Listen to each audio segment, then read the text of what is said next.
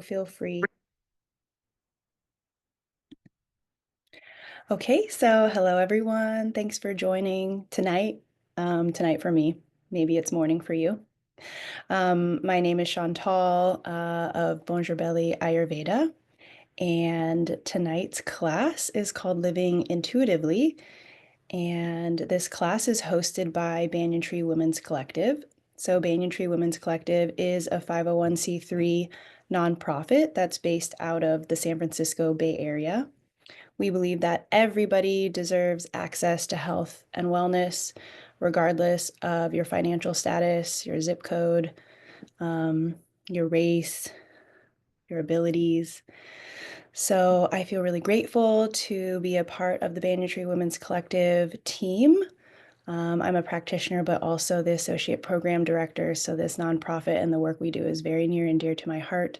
We are a nonprofit, so this class is free to you, but you can think of your payment to us as answering the next few questions that are going to be popped up on your screen here. I'm going to pull up a Zoom poll, and there's just a few questions, and answering these questions for us just helps us when we're applying to grants because it allows us to know like who you are and the communities that we're impacting and the communities that are attending our classes. So I'm going to let it just run for about 2 minutes and you will see it pop up.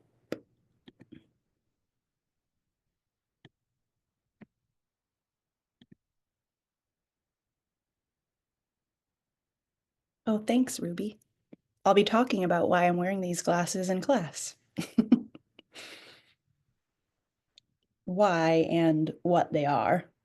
They're not just for style, but they are kind of fun, right?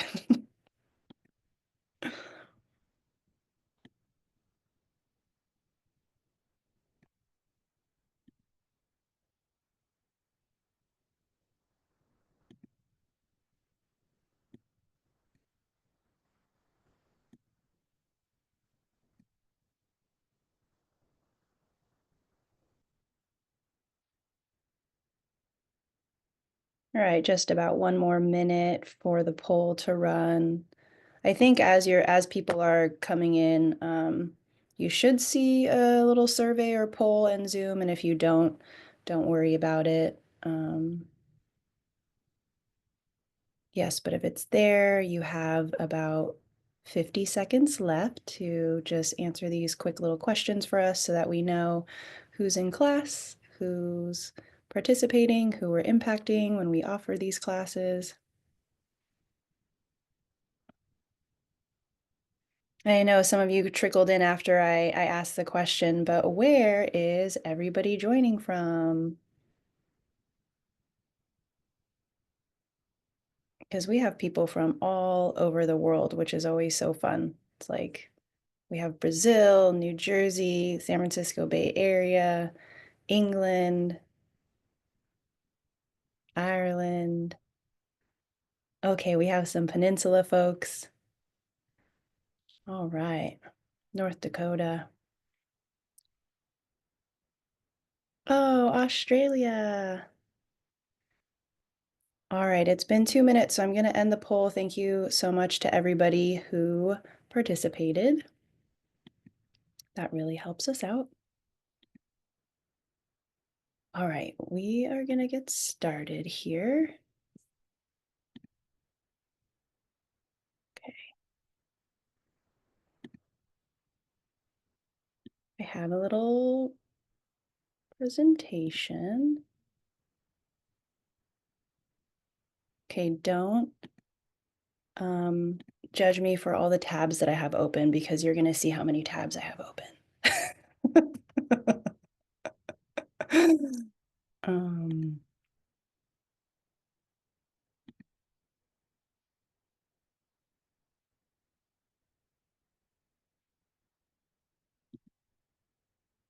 okay, can you guys see this? Got some thumbs up. Okay, great. All right, so living intuitively. Just a little intro about myself. My name's Chantal again, for those of you who joined late. I'm a certified Ayurvedic health counselor, nutrition consultant, and CCA, which is the California College of Ayurveda, yoga nidra facilitator.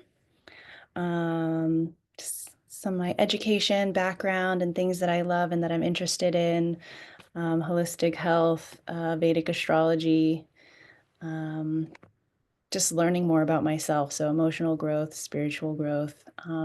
Yeah, those are just strong interests of mine. So lots of tabs open because I like to learn and read a lot of things. All right, so today we're talking about the Ajna chakra. So the Ajna chakra, if you've been following along in our Living in Color series, we are at the end of week 6. So we are also on the 6th chakra. So just a little bit of background about the chakra system. The chakra system, there's a lot of different like traditions that believe in the chakra system. And there are just like several differences that you might hear from from the Vedic or Hindu system of thought or from like Africa to the Mayans. So there's a lot of like overlapping commonalities about the chakra system. I will mostly be I would say that the system and philosophy that I have studied and know and am referencing here when I'm talking about the Ajna chakra is coming from Hindu philosophy or Vedantic philosophy.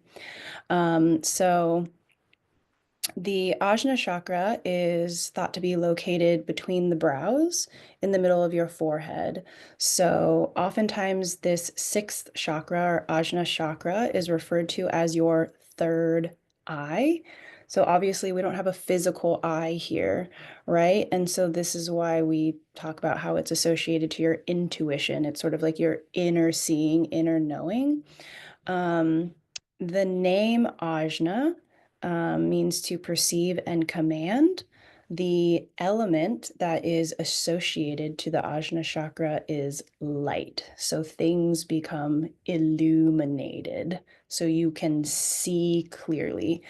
So oftentimes, it's thought that like you can imagine like if you were in a dark room and you light the candle and you can like see everything, you have this like a wider perspective. Like this is part of like opening your third eye. You can see everything clearly. Um, the color that's said to be associated to the Ajna chakra is indigo, and purple. The mantra or the sound that's associated to it is Om. And the associated organs to this chakra is the pineal gland and the pituitary gland, as well as the eyes. Um, so it's associated, as I mentioned, to clarity, intuition, seeing the truth, your access to critical thinking. And you can do this critical thinking because you can see clearly, right? You have all of the truth in your knowing. Some signs that would show deficiency of your Ajna chakra would be poor memory, like poor memory recall, a lack of imagination, poor dream recall, difficulty visualizing just in general, poor vision, like physical vision, like with your actual eyeballs, and just general insensitivity because you can't see others around you and like how they are and what they need and how to interact in relation to them. The Ajna chakra is also said to dissolve duality. So this way of thinking that everything is dual, right? So like good versus bad, like it dissolves this. And it helps to cease that differentiating between I versus you. So there's kind of a lot here. And again, like this is from like one system, right? This is from the Hindu system. So you might read or hear other things about the third eye chakra or the sixth chakra or the ajna chakra, but these are some pretty like common things that you would hear in relation to the ajna chakra. Okay, how can we support this through diet and lifestyle? So, if you've noticed, if you followed along with our Living in Color series, we have had like a color coding system for like each chakra, right? Like if you were looking at the very first week, we were on week one, which would be chakra one, which is the Muladhara or the root chakra. And its color is associated to red. And as we kind of work up from the base of our spine, because the chakra system is said to start at the base of our spine and work all the way up. So we're here now, right? We're at number 6. And the colors that are associated to the chakra is also going to be helpful for consuming those colors. So when we think about that, you want to be consuming blue and purple foods. So, like lots of berries, right? Lots and lots of fresh organic berries, eggplant, scarlet runner beans.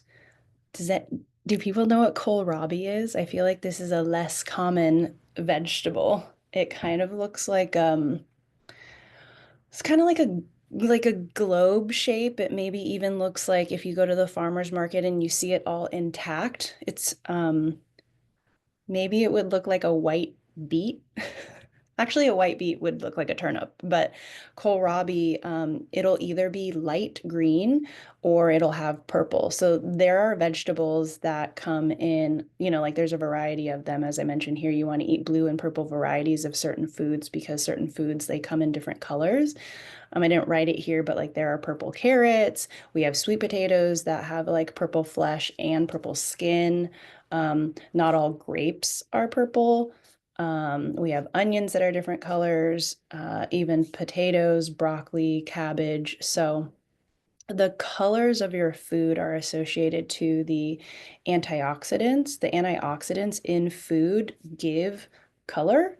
And these antioxidants are supportive of like your spiritual well-being, essentially.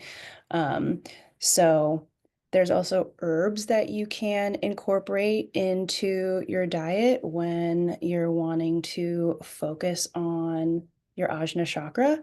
So again, things that are like blue and purple. So borage has these like really beautiful little like blue flowers, and there's also chicory flowers, rosemary. If you're in California, rosemary is kind of just like everywhere. Rosemary has like really pretty little tiny purple flowers. Um, oh, that word them is supposed to be thyme. Human error. I can fix that. If anybody wants the slides afterwards, I'll fix that before I send that out to you. And then we also want to focus on foods or nutrients that come from or that have high oxygen content.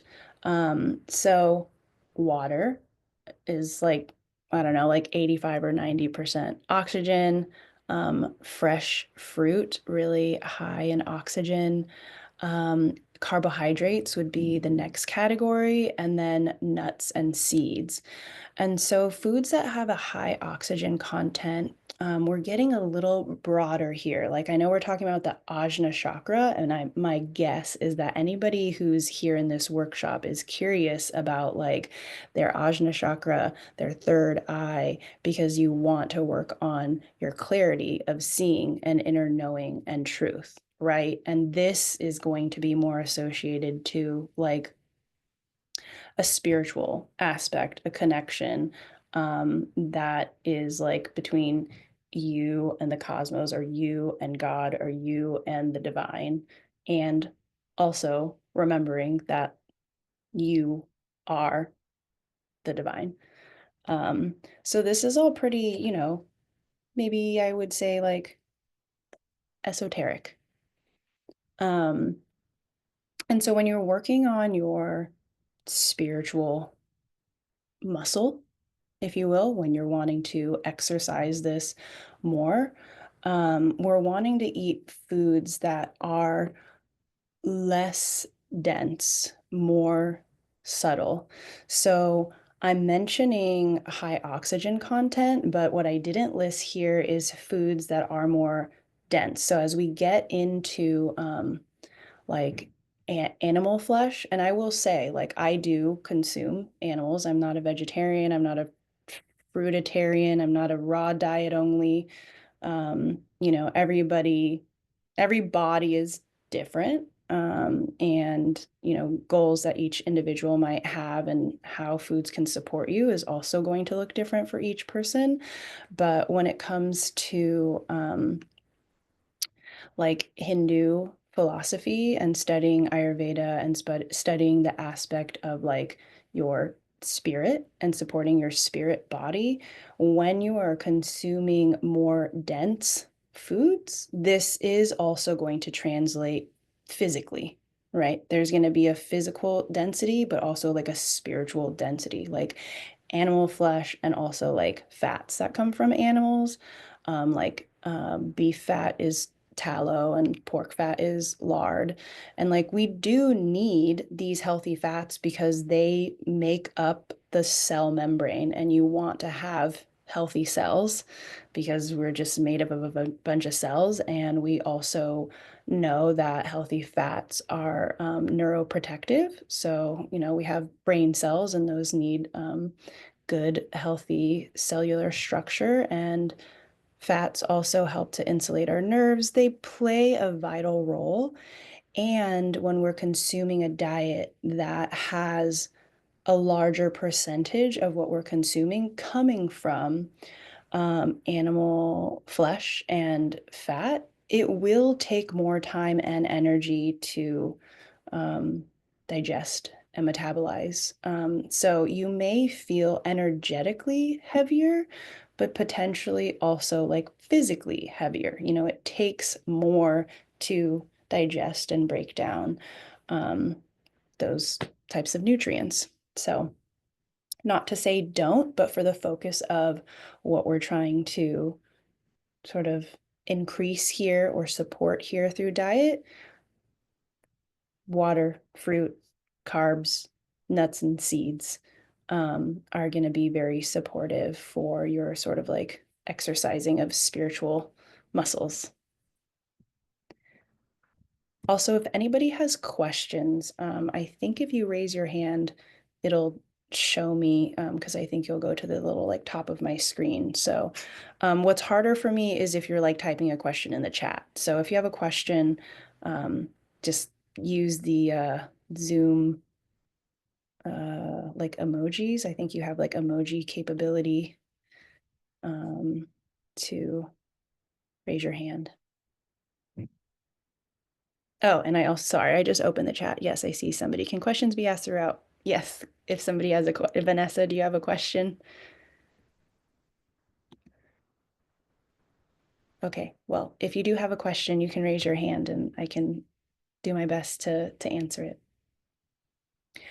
Okay, so we talked about some things that we want. Oh, Tracy has a question. Okay, I think you should be able to unmute yourself. Go ahead. I did, thank you. Chantel, I'm curious about when we're thinking about foods for the third eye versus just following our core Ayurvedic principles, which I do. So is the thinking, it's a philosophical statement, right? Do we deviate while we're focused on the third eye and eat foods that we may not regularly eat based on our Ayurvedic principles? Well, I would still take into account our Ayurvedic principles. And so when I'm hearing that question, I'm thinking about like, say, for example, or maybe you want to tell me like if your, what your Prakriti is and your Vikruti is, because well, I'll just use me as an example. So my constitution is Pitta, and so just a little background for folks. From an Ayurvedic lens, there's three mind-body constitutions, and each of these is associated to certain elements. And so my primary is Pitta, which is associated to like mostly fire. And what happens for me is I begin to actually see imbalances by having excess air, which is associated to Vata dosha. So, if I am seeing an increase in air and I'm imbalanced in Vata dosha, then that means that I'm focusing on bringing my Vata into balance. So I'm going to eat a Vata balancing diet, which mini Ayurveda lesson. For the purpose of this, I'll try to be quick. Like increases like and opposites bring balance. So Vata, air, light, subtle, um, cold, mobile. So I want to eat and do things that are balancing. So the opposite. Like increases like, opposites bring balance. So I would want to eat grains and warm spices. But I don't know if maybe Tracy, you were thinking like, oh, like if I'm Vata, then I maybe want to eat more like meat because I want to have like heavier, denser things to balance out the subtle light qualities. Um, Even within food categories, you can find like animal proteins and fat sources that are like on the lighter spectrum in a food category, right? So if you start thinking of like fish or fowl versus me eating like beef, so it's like you don't, I wouldn't, I wouldn't suggest, and I don't think I would work with a client to completely ignore their doshic imbalances and like just eat foods that are for a specific chakra. Because the other thing about eating for like these specific chakras um, is that everything's connected. So like, even though I'm doing a class that's just on the third eye or the sixth chakra, and I've like highlighted, the blue and purple foods to eat, when you're wanting to be balanced and in harmony, um, everything's connected and interrelated. So, you can't do something to one thing and think that it's not going to impact the other. So it's like in this way of thinking, I wouldn't want to ignore doshic imbalances and just eat foods that are like supposedly only good for my Ajna chakra, right? It's just like if you are wanting to increase your intuition and establish like clarity and seeing the truth, um, this is a whole system job. You want to take everything into account. So, um, coming to this class is great. And I would also say that, like, before you get here, the lower three chakras also need to be in balance. So if somebody has been like taking all of the classes, great. All of our workshops have been like different. Mine's a bit more, like obviously I'm doing some lecture and then we're gonna get into some experiential stuff towards the end after I like share some things. But if we think about our lower three chakras, these are the ones that are sort of like associating us to the like physical realm, the here and now, like our safety, security. And the fourth chakra is our heart chakra, and then we have three more above the heart. And so this middle chakra, the heart chakra, is said to be sort of like the bridge or the connector of the lower three and the higher three. So the more like dense, um, not heavier, but the ones that are just associated to like your physical, more like here. And then the subtler realms are going to be like the sound and the sight, in your crown chakra. We're like getting more subtle. Um, so you can't, and I wouldn't recommend doing this sort of work in an isolated fashion. Because if you begin to just focus on like, oh, I want to activate my third eye, I just want like to sharpen my intuition and I want clarity and I want to have this like amazing awakening and I want to know everything and I want to increase my psychic gifts or I want to have psychic gifts and I you could actually open up and activate so much to the point that you can't handle it. And people can become like hypermanic. It's just like you might begin to see so much that now you're at a point where you're like, you're off in another realm and you're very ungrounded because you have not taken care of your lower three chakras.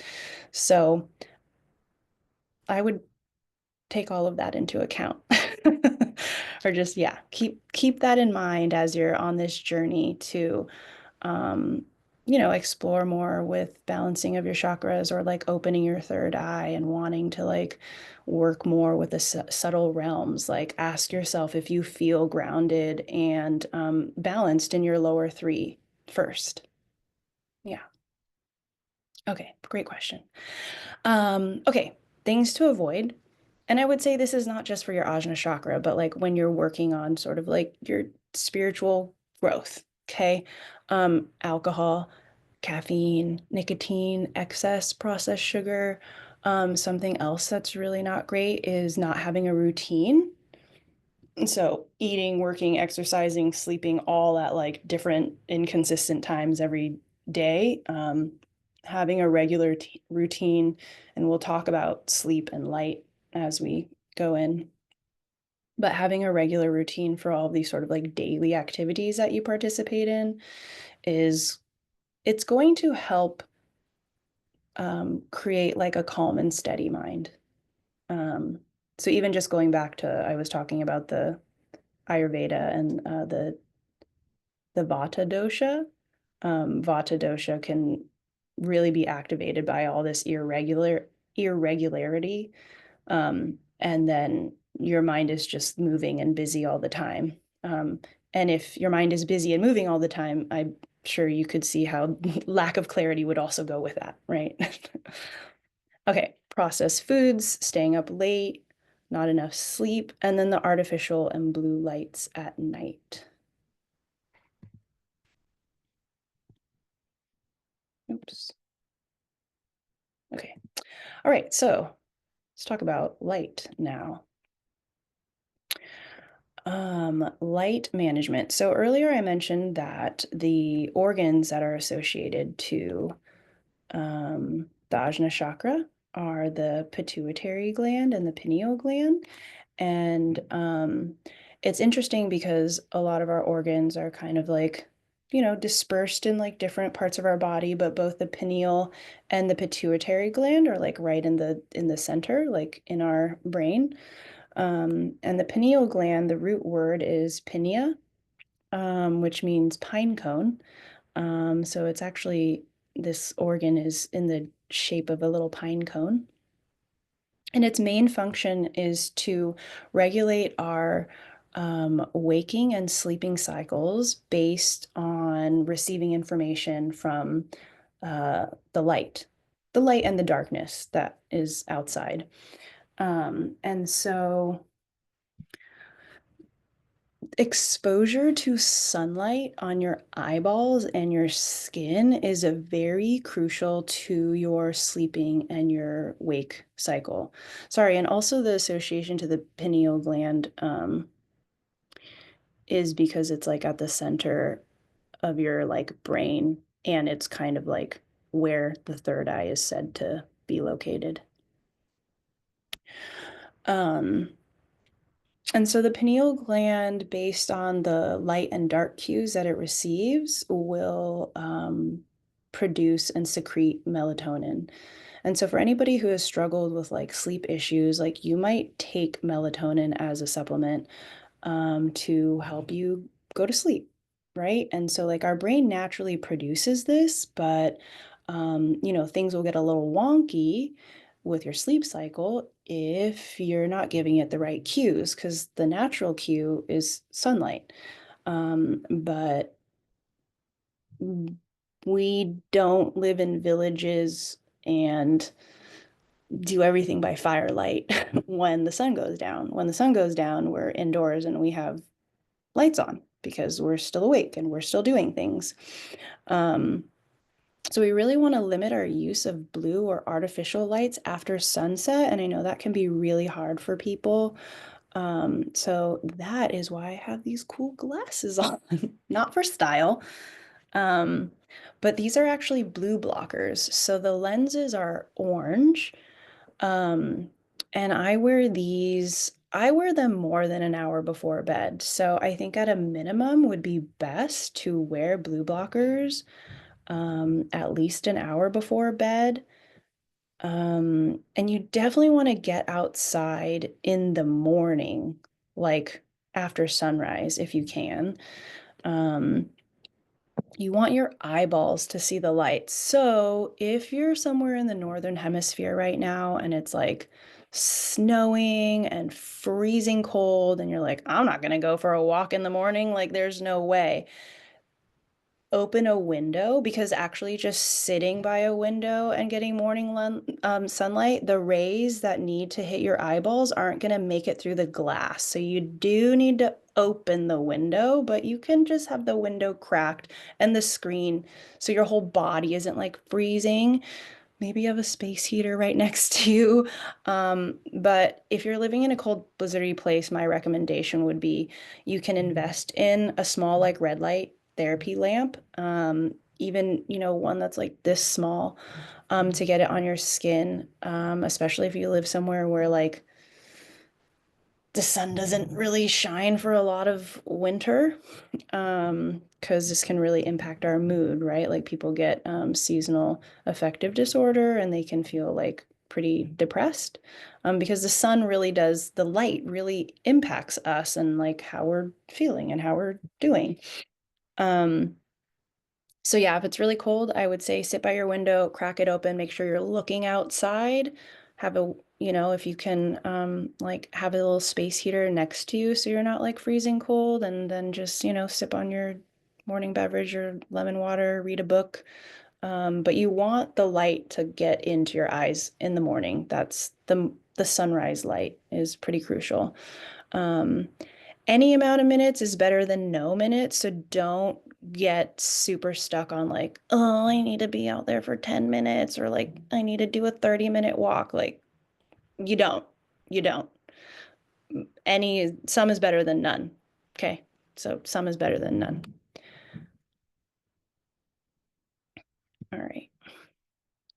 Okay, so eye exercises, right? We talked about different organs, and our eyeballs are also need to be healthy for us to like see well and clearly. So there's different eye exercises that you can do. You can do eye exercises where you look down at each shoulder, so you keep your head in place, and then you just look down to the left, down to the right, to the middle, and then again repeat side, middle. So actually, let's do this. So if you can just get in a nice, comfortable seated position. You can just start by looking like, eye level, just straight in front of you. And then we're going to start with the right side. We'll do right, left, middle, and we'll just do a couple rounds of that. Okay, we'll do 10 of these. All right, here we go. So right, left, middle, right, left, middle, right, left, middle, right, left, middle, right, left, middle, right, left, middle, right, left, middle, right, left, middle, right, left, middle. Last one, right, left, middle. How was that for folks? Did anybody's eyes feel tired? Did that feel like an eye exercise? I don't think most of us do that, right? I could feel that I was working my eye muscles. So that's one exercise you can do. You can also do eye circles. So similarly, you would start at, I mean, you can start on either the right or left, doesn't matter, but you would start at one side and then look up into the next corner and follow it all the way down to the next side and then reverse it. Go back left, up, side, down to the right.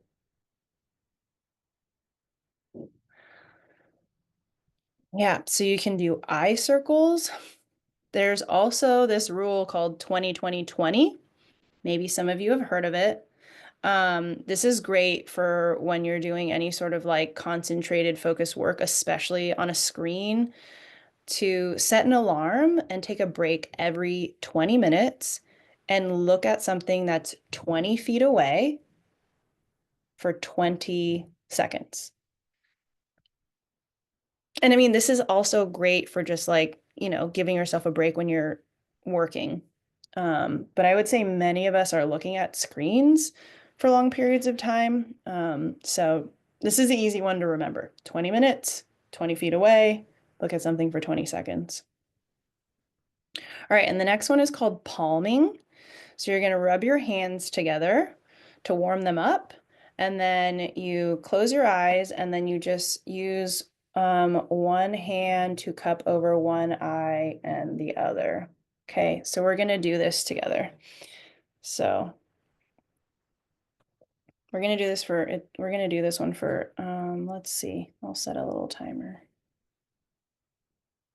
We'll do this for 3 minutes. So get yourself in a nice, comfortable seated position. Get your spine nice and straight. Relax your shoulders. Just rub your palms together. Create some heat. Create some heat. Really rub them. Get some friction going. Create some heat. I'm going to take my glasses off for this.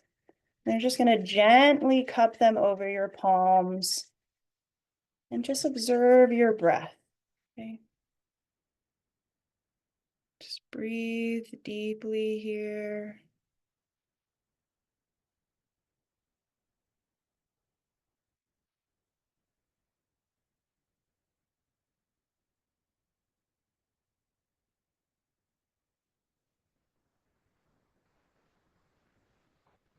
Just intentionally relaxing your eyes, observing your breath going in through your nostrils and out through your nostrils.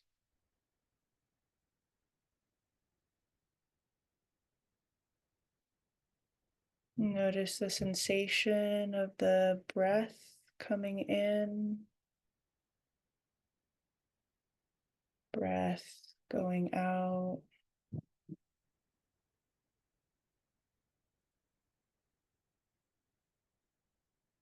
Just flowing in and out like a gentle wave. You have this calm cadence to your breath.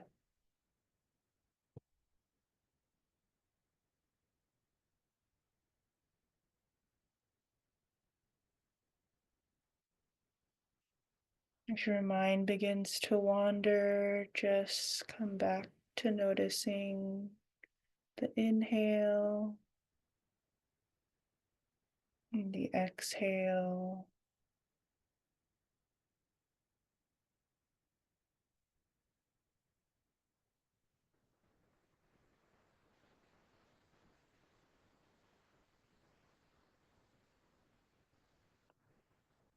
You just gently release the palms from your face and slowly blink your eyes back open.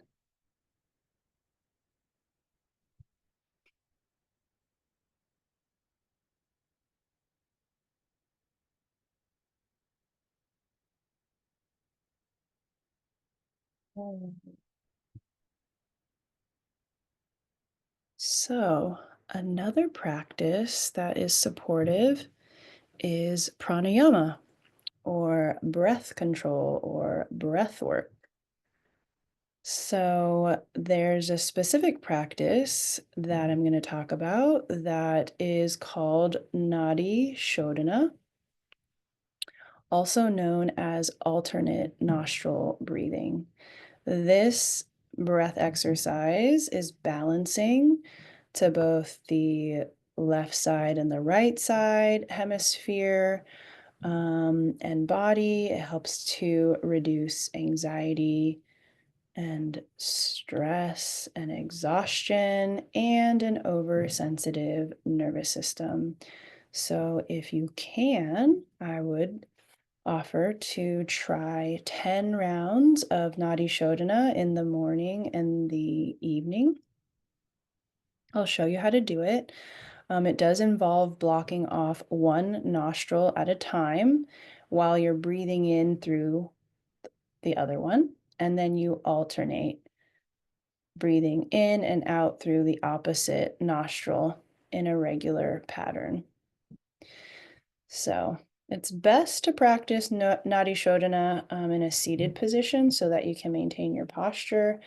But again, you always want to check in with yourself. So if you do begin to feel lightheaded, maybe stop. You can take a break, release both nostrils, and just breathe in slowly through both of them. Um, okay, so let's.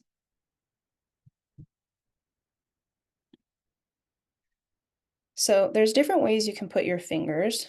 So in the picture, I have everything kind of open. There's different practices. So if you take your right hand, or your dominant hand rather, um, and you take both the middle and the index, one option is to bring those down just to the base of your thumb. So you have your ring finger and your pinky are open and your thumb is open.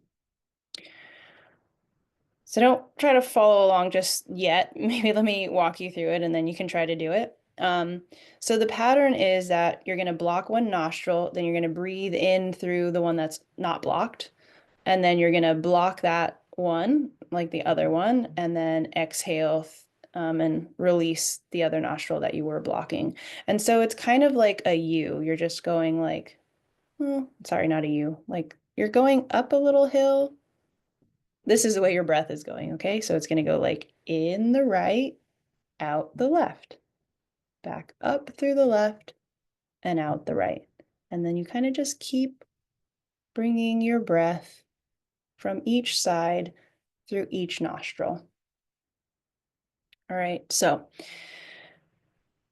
you can do your little Spock hand and get your middle and index down to the base of your thumb. Or if that feels uncomfortable, you can just leave them up. The other way that people will do it is they will put the index and the middle finger at their third eye. And so that can also help you if you want to be, like when you're physically touching a space that you want to concentrate on, that helps. So, in India, you'll see lots of folks that have their, you'll see siddhis, sadhus. They have like a paste that they put here and a sticker. So what you can touch this your third eye while you're doing this practice, that feels uncomfortable for me.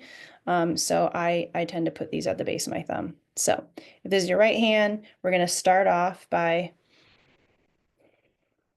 plugging our right nostril. Okay. Now you're going to inhale through your left. And you're going to plug your left with your ring and your pinky. Open up your right. Exhale through your right. Now inhale through your right. Plug the right. Exhale through the left. Inhale through the left. Exhale through the right. Breathe in through the right. out through the left. Now back up through the right, left, and out through the right. One more. Let's go in through the right. Open up the left exhale. Now inhale through the left. Plug that. Exhale through the right. Okay. How was that for folks? Can't see anybody's cameras on.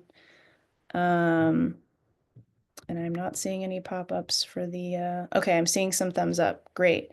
Sometimes that one feels like confusing for people. I think it's helpful when you think about like just going back and forth, like you're going, in one and then and just right. Bloop, bloop, bloop, bloop. Okay, so I want to say a few more things about Nadi Shodhana. Nadi Shodhana is a great one for your Ajna chakra, and also just like balancing and calming your nervous system in general. But I really love this one for the Ajna chakra because it is said that your where the third eye chakra is, your Ajna chakra, this is where the Ida and Pingala, two different nadi channels. Like if you've ever seen, and you guys have all seen this, like the traditional like medical sign that has like the snake going up like a post. So if you imagine your post is your spine, which is the Shashumna nadi, and then you have two that are snaking, right? You've seen this symbol. The two that are snaking are your Ida and your Pingala nadis. So nadis, they're subtle energy channels. Sanskrit word, okay? So they're associated to the different like side bodies or the qualities that come from the different sides of us. So it's balancing because you are breathing in and out through and activating both your masculine and feminine energy bodies. And so the qualities are then balanced and they meet right here.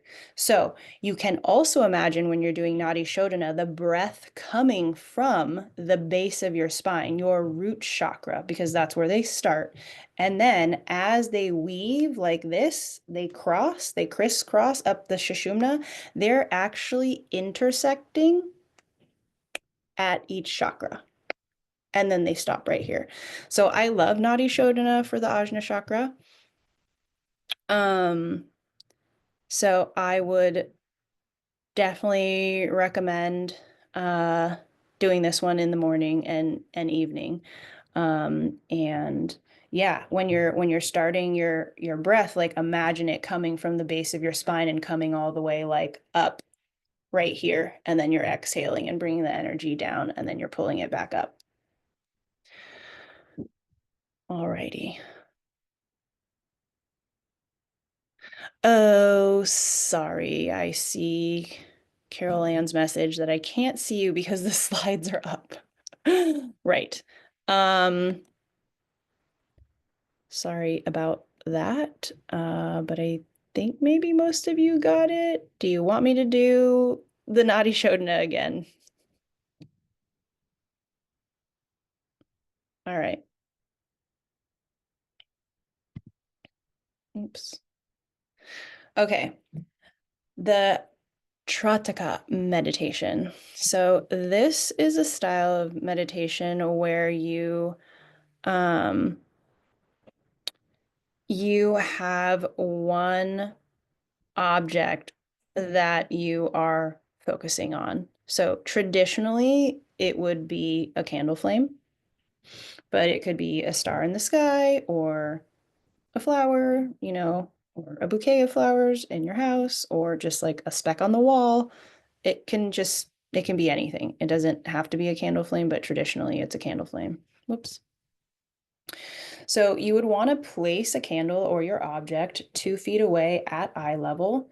And again, this is a practice that you want to do in a comfortable seated position with your head, neck, and spine straight, but, relaxed.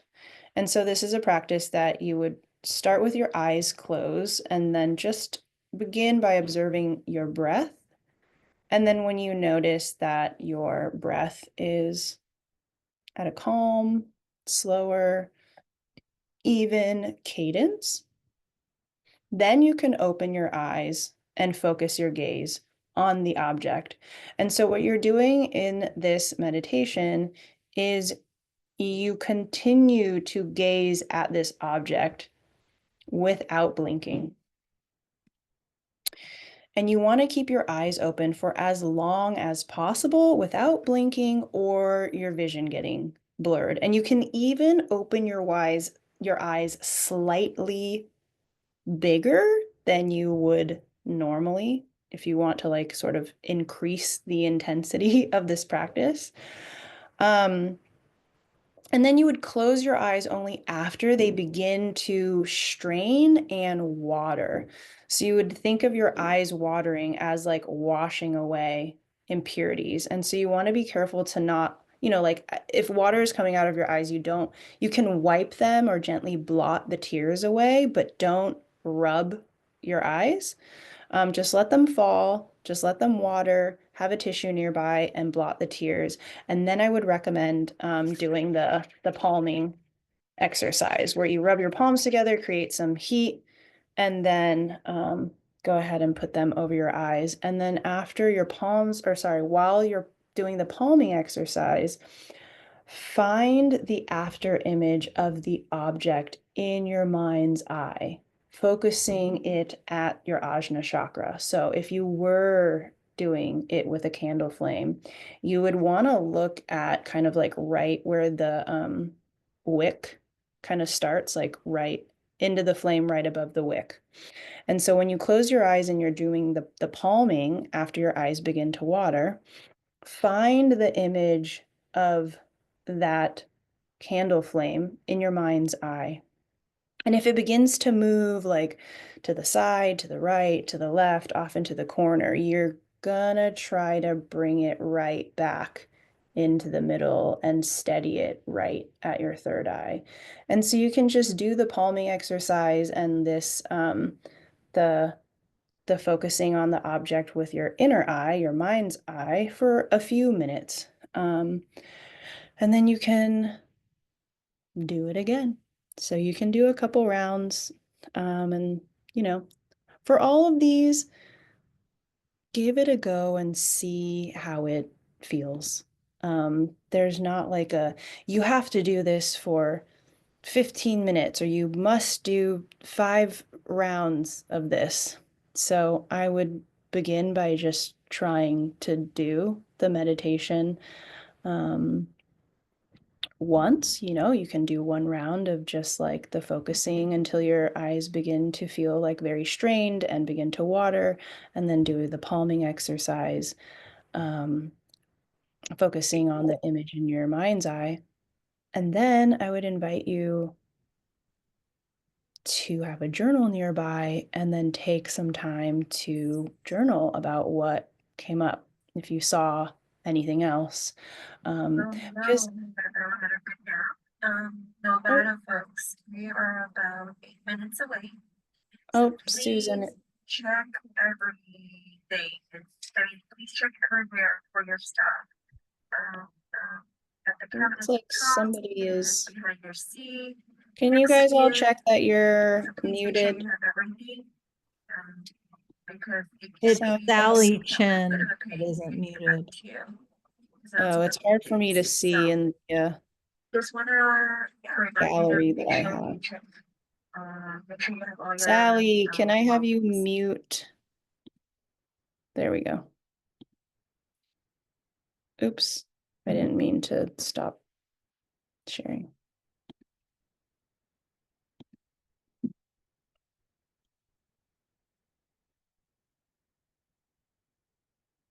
Um, yeah, so all of these practices, it's going to be really great for you to like create some time to sit with them afterwards, after you do the practice, right? So having a journal nearby, and writing what you're seeing, even when you're doing the pranayama, the the breath work, the nadi shodhana, alternate nostril breathing, I know I was like, okay, yeah, like imagine seeing your breath moving from the base of your spine all the way up to your third eye. But inevitably, our minds are so fascinating and they move so quickly that your mind's probably going to think of other stuff besides just seeing the breath moving from the base of the spine all the way up, right? So it'll be really interesting if you take the time to write down what you saw, what came up for you.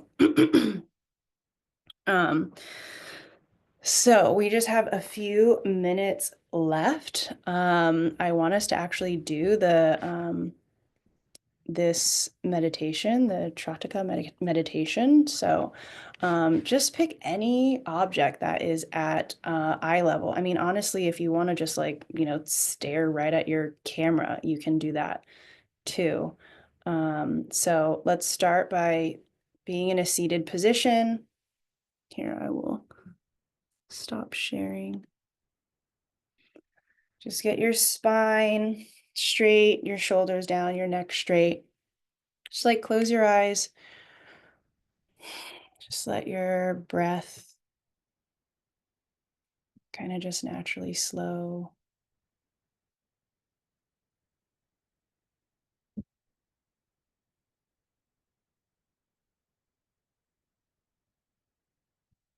When you're ready, just open your eyes. And if you want to try opening them a little wider than normal, just stare. Focus on one object.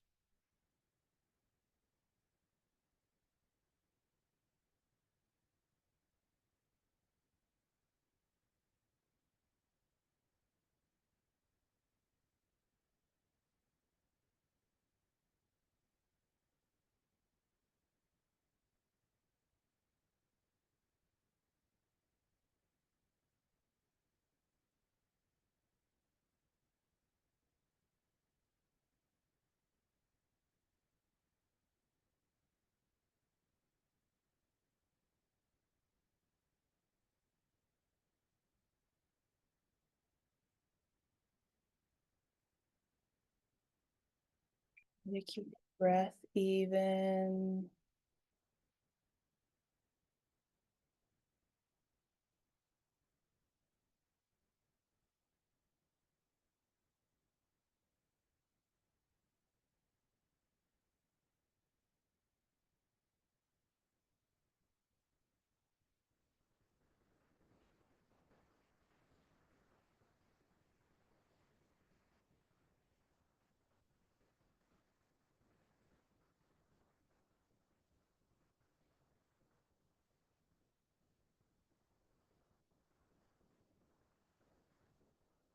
I already got distracted and blinked.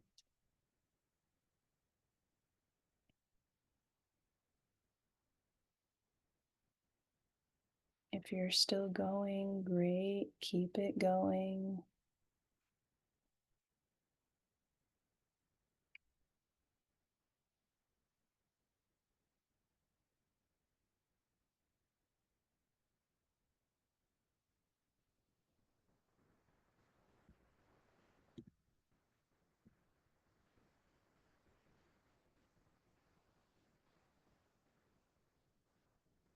All right, I'm really curious how that went. Does anybody want to share how that was? I know we didn't do the palming part, but I'm curious. I'm It was curious, one, if anybody's done this before, and also for if anybody wants to share. Yeah, Rosario.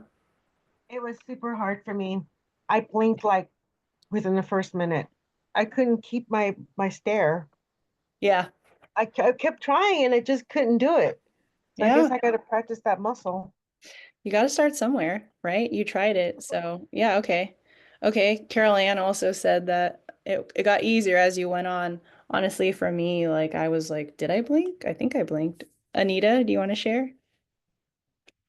Yes, I did it for a while, but I didn't blink for a while, but my head started like leaning to the side, but I still had to focus. And then after I came back, that's when I blinked again. Hmm. But it was actually kind of calming a little bit, also.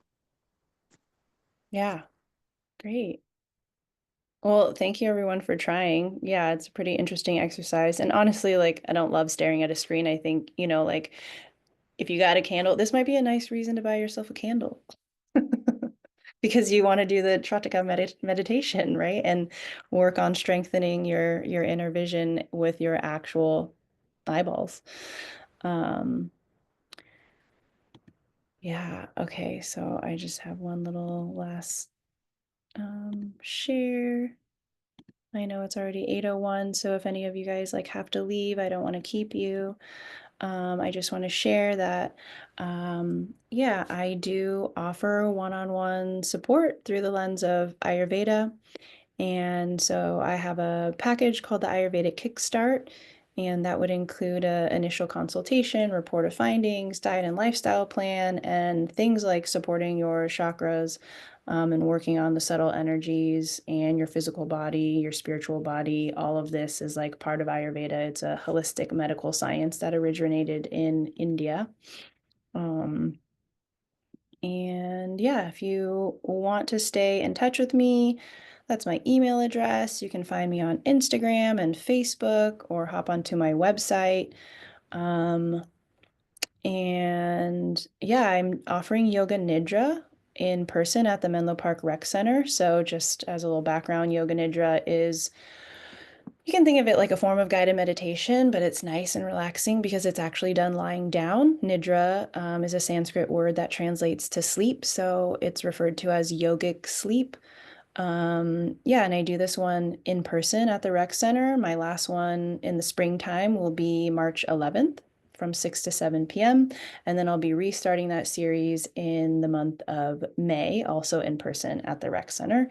And then I know I talked a little bit about some fats and stuff. I love teaching about healthy fats because people get really confused and there's a lot of misinformation and lots of myths and stuff gets really confusing. So I'm teaching a class called Full on Fats at the Portola Valley Library on March 18th. So that's going to be listed on the Banyan Tree website under events. So you can find all the upcoming classes there. Yeah, but I'd love to keep in touch. So if you want to contact me, those are all the ways. And again, thank you so much for coming to class. And if you have any questions, you can shoot me an email. Um, yeah, really love to see you. Ruby, you have a question? Yeah, Chantel, it was a wonderful class. Thank you. Thank you. Will we get the slides later on? Yeah, I can definitely send them out to folks for sure. I need to make that edit from them to time. Yeah, I can send those out to everybody. And yeah, when the Zoom closes, you'll be sent to just another quick little questionnaire that's, similar to the few questions that we did in the Zoom poll in the beginning. So yeah, also just want to remind everybody that we are a nonprofit and we greatly appreciate and accept donations. So if you feel inclined to donate and support the work that we do, I've dropped the link in the chat box. And if donating is not within your means, we love you inviting your community to be a part of the Banyan Tree Wellness community. So if you feel like there are other people who would benefit from the offerings that we provide, please invite your friends, your family, your coworkers, your neighbors, because this is here for you. It's here for the community. We really believe that everybody deserves access to health and wellness. And it's, not just for any one type of person. And we want to continue existing and offering our classes for free. And we, yeah, run off of a lot of donorship, to be honest. And given the state of the world, uh, not probably not going to be receiving any federal funding. So we're also leaning on our community. So Thank you all so much for joining class tonight. I hope that you implement some of these practices, both for, your physical eyeballs and like the subtle spiritual aspect of your third eye. So thank you all. Have a great, great rest of your day or evening. Thank you. Bye, everyone. Thank you. Thank you, thank you, thank you.